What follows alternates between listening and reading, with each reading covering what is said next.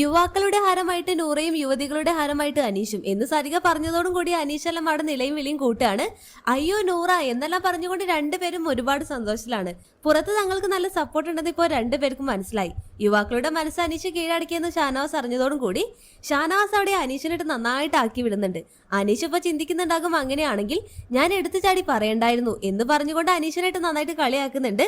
ഷാനവാസ് ഉദ്ദേശിച്ചത് എന്താണെന്ന് വെച്ചാൽ യുവതികളുടെ മനസ്സ് അനീഷ് കീഴടക്കിയ സ്ഥിതിക്ക് എടുത്തു ചാടിക്കൊണ്ട് അനുവിനെ പോയി പ്രപ്പോസ് ചെയ്യണ്ടായിരുന്നു എന്ന രീതിയിലാണ് ഷാനവാസ് അവിടെ പറയുന്നത്. അത് കേട്ട് അനീഷ് ഉൾപ്പെടെ എല്ലാവരും അവിടെ പൊട്ടിച്ചിരിക്കുന്നുണ്ട്. ഈ ഒരു സീസണിൽ ഏറ്റവും കൂടുതൽ ഫാൻ ബേസ് ഉള്ളത് അനുവിനും അനീഷിനുമാണ്. ആ ഒരു കാര്യത്തിൽ യാതൊരു സംശയവുമില്ല. ഓരോരുത്തർക്കും ഓരോ കഴിവുകളാണുള്ളത്. എന്തായാലും ടോപ്പ് 7 എന്തായാലും ഒരേ പൊളിയാണ്. അനീഷ് അനുവിനെ പ്രപ്പോസ് ചെയ്തിട്ടുള്ള ഒരു സംഭവം കിട്ടുന്ന അവസരത്തിലെല്ലാം അനീഷിന് തന്നെ പണിയാവാറുണ്ട്.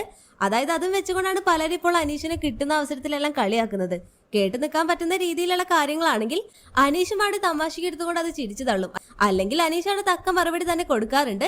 എല്ലാം നമുക്ക് കാത്തിരുന്ന് കാണാം. സരികയുടെ ഒരു ഡയലോഗ് അനീഷിനും നൂറയ്ക്കും ഒരുപാട് അങ്ങോട്ട് ഇഷ്ടമായി. രണ്ടുപേർക്കും പുറത്ത് നല്ല സപ്പോർട്ട് ഉണ്ടെന്ന് രണ്ടുപേരും മനസ്സിലാക്കി. അല്പസമയത്തിനകം തന്നെ ബാക്കി കുടുംബാംഗങ്ങളെല്ലാം ബിഗ് ബോസ് വീട്ടിൽ കയറും. ഇപ്പൊ വന്നവരുടെ ടാർഗറ്റ് എല്ലാം ഏറെക്കുറെ അനുവിലാണ്. എല്ലാം നമുക്ക് കാത്തിരുന്ന് കാണാം. അനുവിനെ മാക്സിമം തകർക്കാനായിട്ട് നോക്കുന്നുണ്ടെങ്കിലും അനു അവിടെ തകരുന്നില്ല. അനു മാക്സിമം അവിടെ പിടിച്ചു നിൽക്കാനായിട്ട് നോക്കുന്നുണ്ട്. എല്ലാം നമുക്ക് കാത്തിരുന്ന് കാണാം. ലൈവ് അപ്ഡേഷൻ നമ്മുടെ ചാനലിൽ ഉണ്ടാകും. ആദ്യമായിട്ട് കാണുന്ന പ്രേക്ഷകരാണെങ്കിൽ യൂട്യൂബ് ചാനൽ സബ്സ്ക്രൈബ് ചെയ്യാൻ മറക്കേണ്ട.